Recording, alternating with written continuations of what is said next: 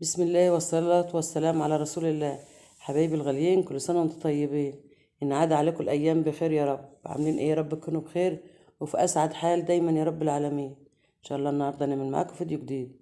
هنعمل معاكم أحلى دكر بط مع حلة ورق عنب كده، كله في حلة واحدة بإذن الله. إيه رأيكم في الدكر الحلو ده؟ طبعا متنضف ومغسول ومنقوع ومية مية، وزي ما انتم شايفين كده ما شاء الله. تعالوا بقى نشوف هنعمل فيه ايه. في البداية كده هنجيب شوية ملح وفلفل وهنتبله كده من قلبه، وندعك الفلفل بالملح كده في قلبه كده بالطريقة دي، وهكتفه بقى كده وارجع له كده. كتفت اهوت، حطيت بقى الرجلين في الخلفية اللي ورا ديت، او لو مش عارفة تعمليها ممكن تربطيها ايه بأي فتلة كده ولا حاجة، أي خيط. حطيت حلة كده كبيرة كده على النار، كام معلقتين زيت. هشوح بقى القطع البط الحلو دي بقى على الجهتين كده، ومعاه شوية الحوايط برضه، وهحط فيه مع جزراية وبصلاية وطماطمية، وكمان كام ورقة لوري كده ومع حبهان مع نصته.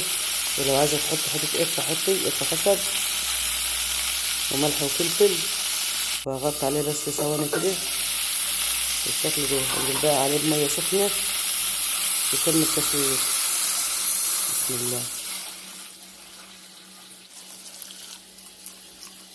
حطيت مية بس ما كترتش، لان انا عايزة بقى ايه لحم البطة كده يتطعم من الشوربة.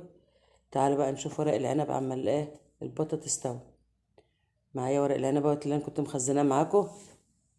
اللي عايز يعرف طريقة تخزين ورق العنب بقى يدخل على القناة ويطلب تخزين ورق العنب لأسرار المطبخ مع أم محمد. كده فتحت اهوت. طبعا الورق العنب ده متخزن بدون تلاجة وبدون فريزر، محطوط كده على الرخام أو في أي حاجة أو في المطبخ، في أي حتة في المطبخ من غير تلاجة خالص. جبت مية سخنة اهيت وهفكه بقى. طبعا كنت حطاه رول زي ده كده، بفكه اهوت.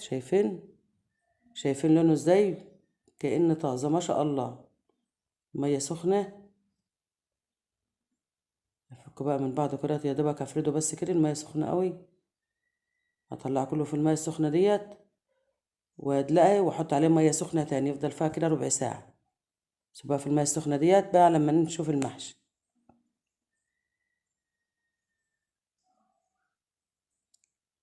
بالنسبة بقى للبطة الحلوة ديت، اما تغلي بقى نحوش اي رغوة من عليها عشان تبقى شربتها كده حلو. تعالوا بقى نشوف مكونات المحشي. معايا خضرة، كزبرة وشبت. معايا صلصة طماطم كانت في الفريزر. معايا جزرايه مبشورة أو متقطعة، أنا دي مقطعاها في الكبة.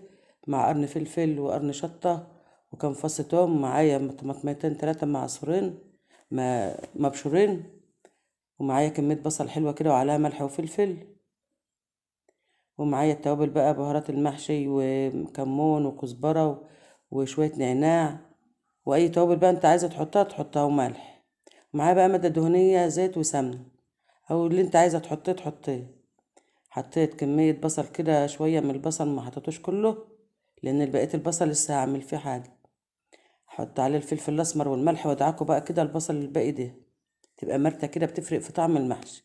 كده نزلت بالتوابل مع البصلة كده وهي نص تصفير بس مش اكتر. انزل بقى بالبصل بالجزر والفلفل والثوم وادولهم تشويحة كده. انزل عليهم بقى بالطماطميتين المبشورين.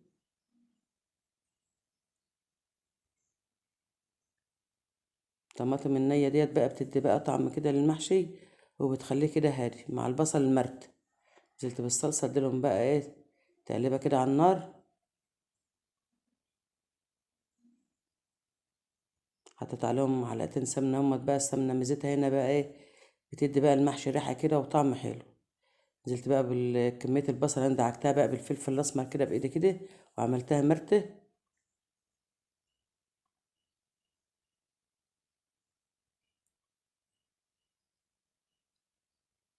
تعالى بقى معانا رزوت مغسول ومصفي، ننزل عليه بكم معلقة زيت كده تلمعه كده. وننزل بقى بكمية الخضرة اللي عندنا. كمية الخضرة بقى كتيرة شوية بس انا اللي قصدي لان الخضرة دي جاية من الغيط فريش بقى وكانت جميلة جدا. ننزل بقى بالصلصة والتتبيلة اللي معاها ديت الخلطة دي كده. تعالوا بقى نشوف هنحشي ازاي. انا عارفة ان انتوا كلكم شاطرين، بس في بنوتات لسه صغيرة ما تعرفش تحشي ورق العنب. شوفي بقى بنلف الورق ازاي. تضني بقى الطرف ده والطرف التاني، وتقوم بقى ايه لما كله اي زيادات بقى في الورقة تدخلها جوه كده، يطلع معاك الصباع كده مساوي بالشكل ده زي ما انت شايفاه كده، ولا رزاية بره ولا رزاية خارجة. هعمل تاني واحدة كمان معاكي. بسم الله. اللي وصل معايا الوقت بقى ما ينساش يحط اللايك ويصلي على رسول الله عليه افضل الصلاة والسلام.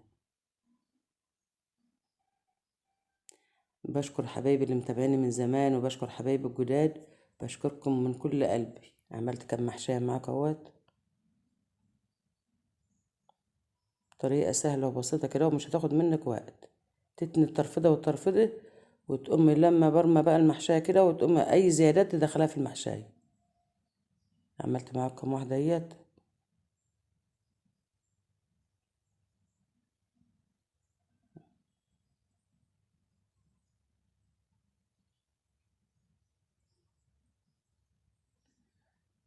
عملت كمية بسيطة اهيت عشان ما اطولش عليكم الفيديو. هكمل بقى الكمية كلها وارجع لكم. طبعا البطة بتستوي على النار. وكده يا حبيبي خلصت المحشي اهوت، والبطة استوت تلات ارباع سوا. طبعا قطعتها حمرتها تحمير عادي كأنك هتاكلها الوقت. وكمل تسويتها بقى تحت المحشي. كده حطيت بقى جزرايه وفلفل وطماطم وبصل في ارضيه المحشي الحله زي ما انتم شايفين كده، وارص البطه بالشكل ده قطعتها رباع. تعالوا بقى نحط المحشي بقى في الفراغات دي. نسد الفراغات دي الاول اللي تحت البط دي.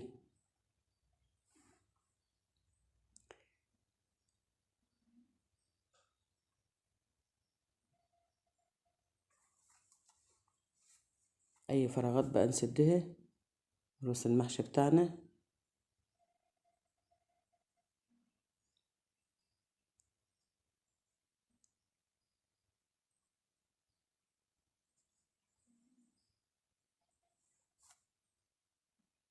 اخلص الرصه كلها بقى وارجع لكم. كده يا حبايبي ايه رايكم بقى في الرصه الجميله ديت؟ هقول تعالوا بقى نروح عند البوتاجاز ونشوف هنعمل ايه.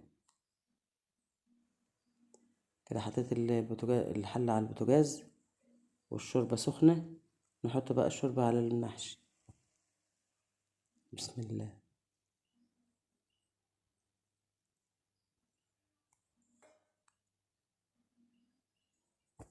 هنغطي عليه بقى بطبق ونسيبه بقى كده اهو.